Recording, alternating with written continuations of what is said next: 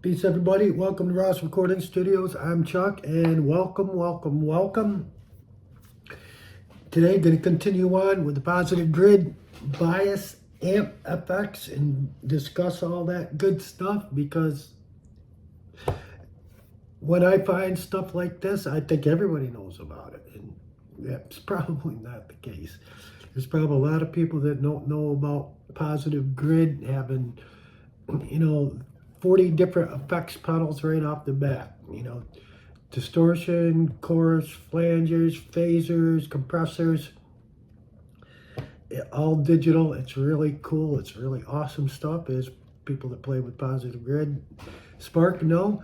And like I said, somebody was suggesting, well, why don't you use the positive grid bias effects? Well, like I said, didn't know about it. I was a little intimidated about bias. And then when you just probably saw a couple of the other videos I just posted with the bias amp.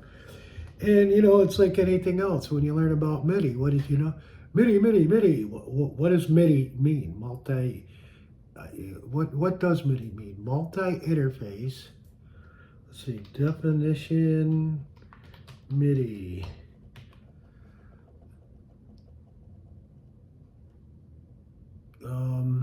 We don't want that definition. MIDI is a technical standard. It describes a communication process. So actually, the initial musical instrument digital interface. So I never knew that until just now. Is a technical standard that describes a communication protocol, digital interface, and electronics connectors that connect a wide variety of electronic musical instruments. And basically, the way I could describe it is, we had two keyboards that were MIDI. When we hooked them together, 100 tones became 400. It expanded it. It read each other and expanded upon both of them. So that may be right. That may be wrong. So again, let's go to the definition of bias. What does bias mean? Well, I don't know if there's an actual definition like that. Definition, electronic bias, because there's all kinds of bias out there. Usually refers to a fixie. It always says what it is. It doesn't actually give the definition for each individual letter. If anybody knows what each individual letter is, I would love to know what it is. But it's a direct current deliberately made to flow DC voltage that's applied between 2 points for the purpose of controlling a circuit. What does that mean to you and I? Okay, we'll go right to it. What is a bias guitar amp? As the name might suggest, a bias guitar amp is an amplifier that uses biasing to improve its performance. That sounds good. Everybody wants to improve performance, right? Biasing is the process of adding an electrical charge to a component in order to improve its conductivity. In this case, a guitar amplifier, biasing can improve the amplifier's ability to amplify the signal from a guitar. That sounds good. Biased guitar amps are not a new invention. They have been used by guitarists for decades. However, they have only recently become popular with the general public. The reason for this is that biased guitar amps offer a number of benefits over the traditional amplifiers. And these are the ones I love. First, biased guitar amps are more efficient than traditional amps. Well, I really don't care about the efficiency. Oh, yeah, I know what you do. It means they require less power to operate, which could save you money on an electrical bill. But we're probably talking, dollars. We're not even talking $10 or $15 a month. Second, the biased guitar amps produce less noise than traditional amplifiers. And oh my God, that was my biggest beef. Like I said, I had a Fender Princeton. These are like, $3,000 amps now. Paid $100. That thing made more noise than a jet rocket ship. And then you plug 2 or 3 pedals together and chain them together. It's like, I don't know how Steve Howe did it from Yes. I don't know how the hell he plugged 15 things together and it was quiet. But so that's my thing. It's like, yeah, they're less noise in traditional lamps. This is because the biasing process reduces the amount of electrical interference that is produced by the amplifier. Finally, biased amps offer a more natural sound than traditional amps. So that sounds good. Let's get the natural sound, then we'll throw in our boxes and modify it. We don't need the amp to be modified to start with. Let's leave the amp natural. This is because biasing process allows the amplifier to better reproduce the sound of a guitar. If you're looking for an amplifier that can improve your guitar sound, then a bias amp is a good option. And then it goes on to talk about the bias amp 2, which, it's almost like getting into the ad here, which is what I was saying. You can build your own custom amplifier, gain the power to create your own dream tone. Tone stack, which I haven't even messed with. Said it's overwhelming. There's so much there. I've learned if you do too much too fast on anything, then you just, it's like being a baby and you start to run before you walk, you can fall right on your face, right? So I've learned go a little bit slow. I'm learning about the amps. Then I'll go back and then we'll do the tone stack. In its most basic form, combines a specialized audio filter and enhanced radio frequency response. I'm lost right there. To enhance a radio frequency response, I don't even know what that is on an amplifier, so I got a lot to learn. When a power amp reaches the point of breakdown, it begins to distort the touch and dynamic response. The transformer is used to regulate the power supply and transformer with either a huge... Let's try that again. The transformer is used to regulate the power supply and transformer with either a higher or lower sag. Anybody know what SAAG is? If you do, you're probably way up there on the technical scale on how these things operate. Basically, I had volume, bass, treble, reverb, which I'll tell you on the Fenders, you just go a little teeny bit because that was like a spring in the back or something. Boing, it was funny. So sag, I don't know. I have to look that up. Can we look that up right now?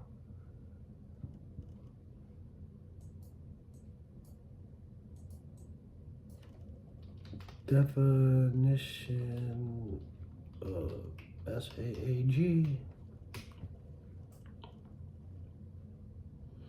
Sag is a Hindustani, also spelled S-A-G or sag. It's a subcontinental leafy vegetable dish eaten with bread, such as roti or naan, in some regions with rice. Okay, so yeah,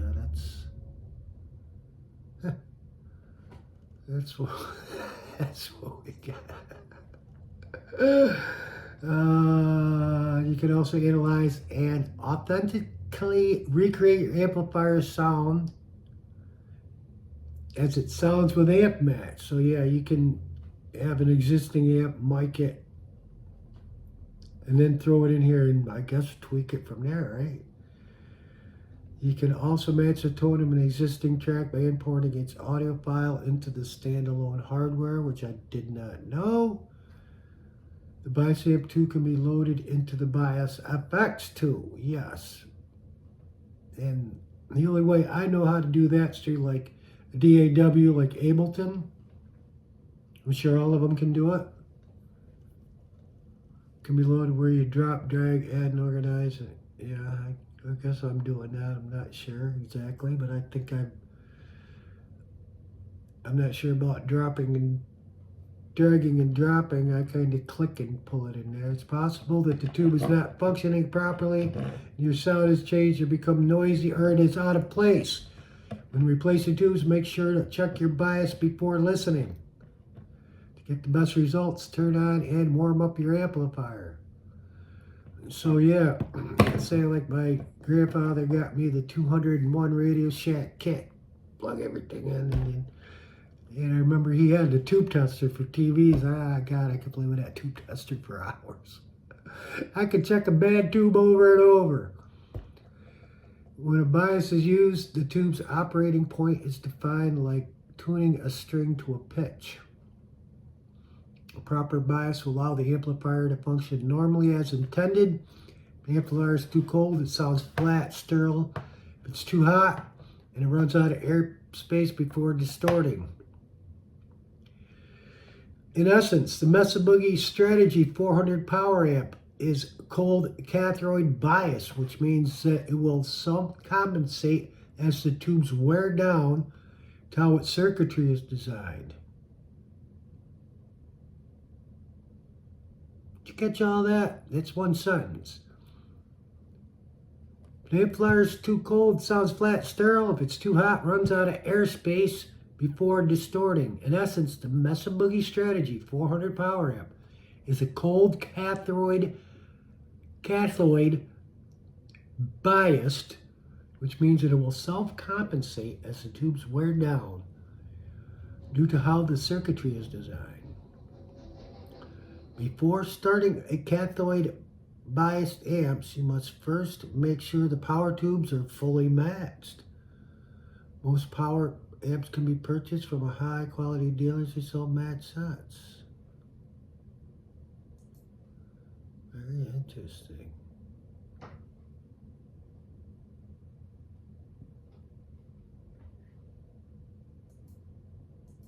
You know, how do you use a bias tap to get the most out of your guitar? I gotta bookmark that page. All of a sudden we just boom, almost like Google, like doing something, and it's,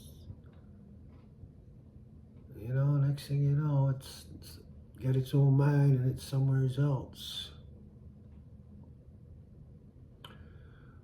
What is the bias setting in an amplifier? Bias setting in an amplifier is the process of setting the quiescent operating point of the device.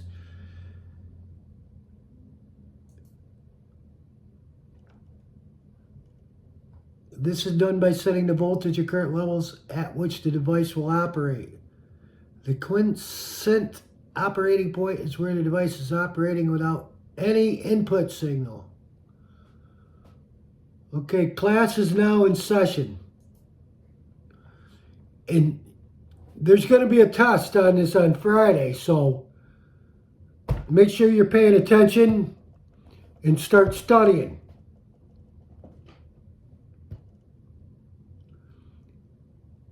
I can't even say the word.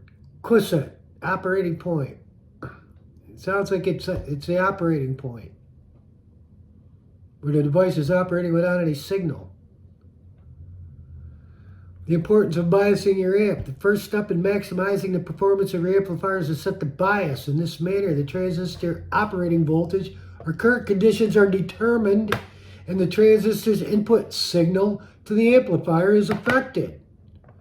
The biasing process ensures that the power tubes in your valve amplifier operate at the maximum capacity, giving you the best possible tone. I didn't know my amplifier had a valve. The tube bias ensures that the tubes receive the correct voltage, whether they have an excellent valve resistance rating or not, ensuring maximum efficiency and optimal sound quality. I asked, what is sag? Here it is. What is sag and bias on an amp? If a tube has more voltage biasing, it will have hotter tubes and overly saturate the tone. Compression is referred to as tube compression. Sag occurs when a power amp transformer drops voltage for a short period of time. Resembling a cabled signal, you can have compressed sounds. How do they relate biasing and twang in a Mustang amplifier? Can anyone explain the functions and limitations of these two settings to me? That's going to be on the test. Why is biasing so important? How much voltage is passed through the tube? In contrast, these typical tube settings issues, the Mustang emulates these so that the amp feels more like one. The natural state of a tube is to run at full bore, whatever it has, its heater on and voltage applied across the plate and cathode. The bias of the power system is the voltage applied to the grid, and it throttles back the tube to allow it to be amplified. God, these stupid fucking ads. A sag problem is defined as a power supply problem. I'm impressed with Unipec's explanation of the settings, in my opinion. Power supplies that are poorly regulated will produce lower than normal voltages when there is a high demand. I have a high current subwoofer, so I actually, in my house, I put in a breaker for the two subs. I didn't think I needed to have a breaker on each sub. That would have been better, but I dedicated one breaker to two subwoofers. I think I dedicated one breaker. I may have done two, but I doubt it.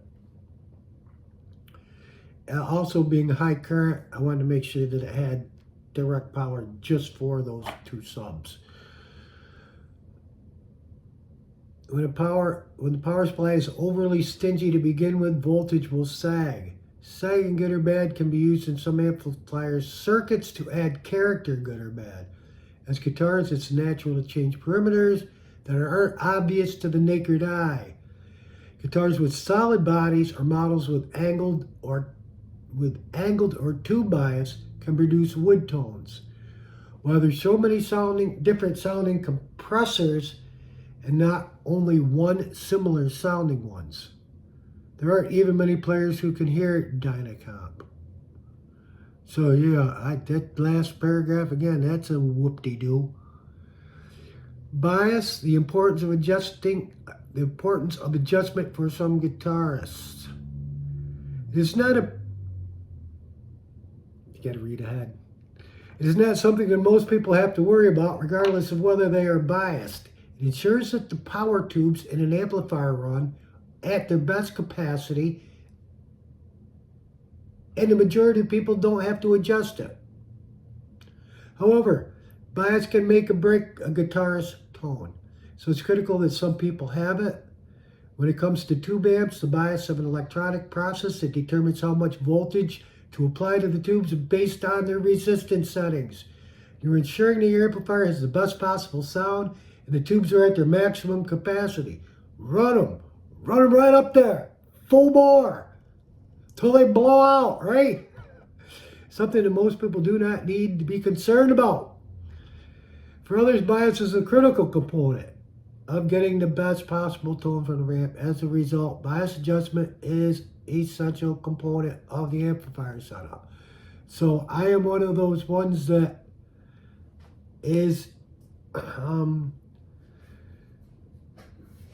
where is it? Something that most people do not need to be concerned about. That's me. I basically run it. You know, I change the tubes and I leave everything set. But things are about to change, because that might be on the test too. I thought this was going to be a video, but that's not a video there. Let's see what they have to say here in the video.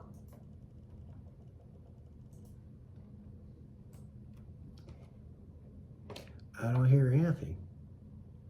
It's a fail. That is a fail.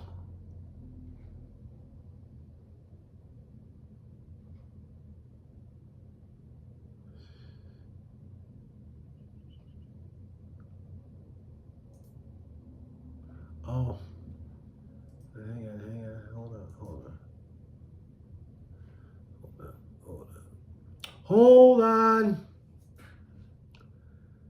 hold on, what do we got here? Focus right. All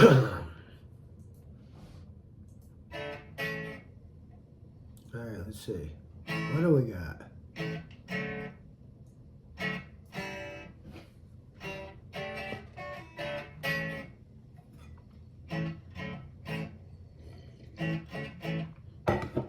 I like the oscillator meter. That's how you say it, it's oscillator? Oscillating meter?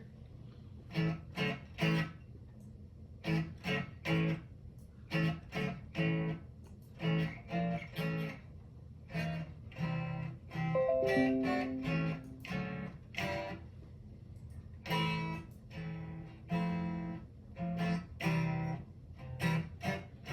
don't know what he's doing.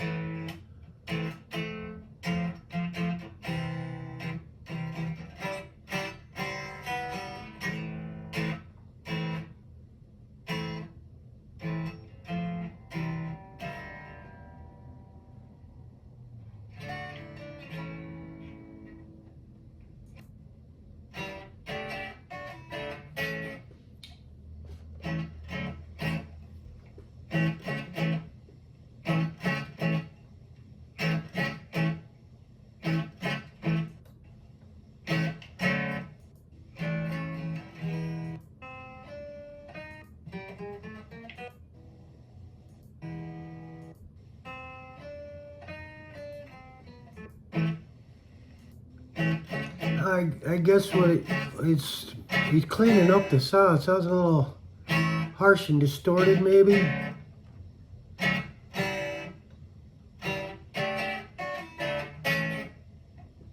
It's not bad. I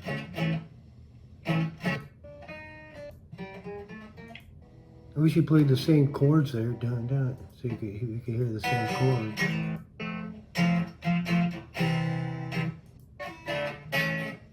Wow. So that sounds, yeah, it definitely sounds fuller. That sounds flat. Alright. Amp bias meter. You can measure the amount. That's probably expensive. How to adjust the bias in an amp. How to tell you if your amp needs biasing. If you use tubes, then it will need biasing from time to time. You may notice that your sound is getting diminished. That's probably the tubes going bad, I guess. Your volume is lower than your normal. And you may notice that the tubes are glowing. Though I noticed, I was working at Magnolia there, or Best Buy, and the Magnolia was in there. I should have worked at Magnolia. And those tubes have these nice little green lights in there, and if the tubes go bad, they'll change the colors. First yellow, I guess that says they're dimming, and then red, they definitely need to be changed. But amp manufacturers purposely choose amps that are cold in order to protect their tubes. In general, if you played any of these amps straight out of the box, you'll notice a high gain distortion. A player has discovered that by installing an adjustable bias mode, having the amp bias the tube, it opens up this amplifier to an entirely different configuration. So that's something to keep in mind before running out and buying an amplifier. What happens if you don't bias a tube amp? If you don't bias an amp, it will sound distorted and will not function properly. Okay. Biasing is one of the most fascinating, perplexing issues in tube amps. We hope that by writing this article, you will be able to reproduce.